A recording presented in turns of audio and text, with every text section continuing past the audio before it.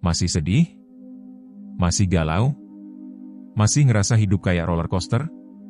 Kadang kita ada di atas, kadang di bawah. Kadang kita seneng banget, kadang nangis sampai nggak bisa tidur. Nah, ini semua sebenarnya bukan kebetulan. Di balik semua naik turun itu, ada yang namanya hukum polaritas atau the law of polarity. Hukum polaritas bilang kalau segala sesuatu di dunia ini punya pasangan yang berlawanan. Ada siang, ada malam.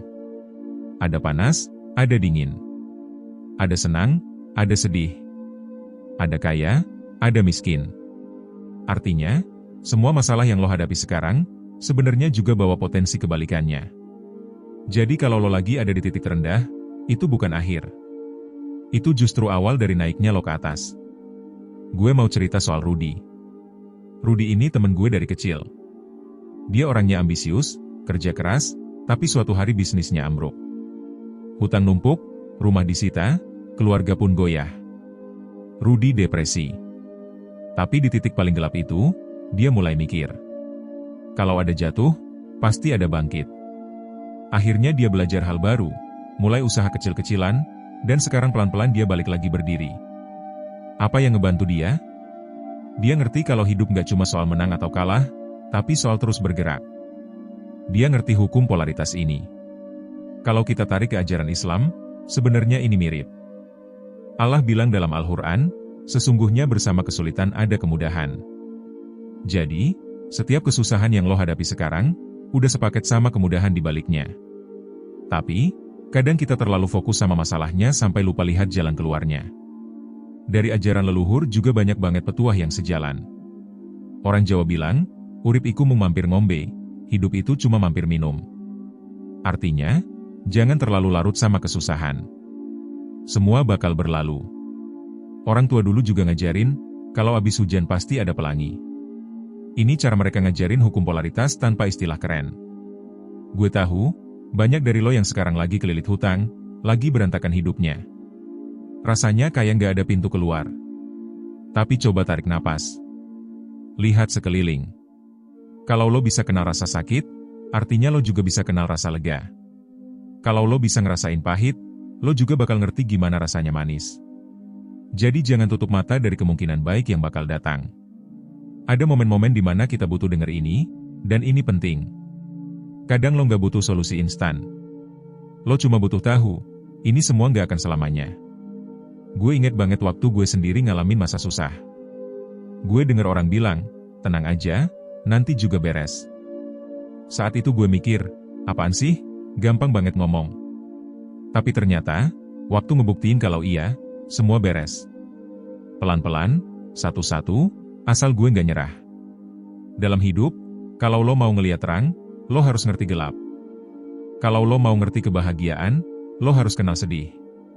Ini bukan kutukan, ini cara alam ngajarin kita bersyukur. Jadi kalau lo lagi di bawah sekarang, percayalah, lo lagi disiapin buat naik ke atas. Gue mau lo bayangin kayak lagi naik sepeda. Kalau cuma di jalan datar, lo nggak akan pernah tahu rasanya ngos-ngosan nanjak, atau rasanya lega waktu turunan. Hidup persis begitu. Dan ini bukan cuma soal duit. Ini soal hubungan, kesehatan, mimpi-mimpi lo. Kadang Tuhan ngasih kita badai, bukan buat menghancurkan, tapi buat muatkan. Sama kayak besi yang harus dibakar dulu sebelum jadi pedang tajam.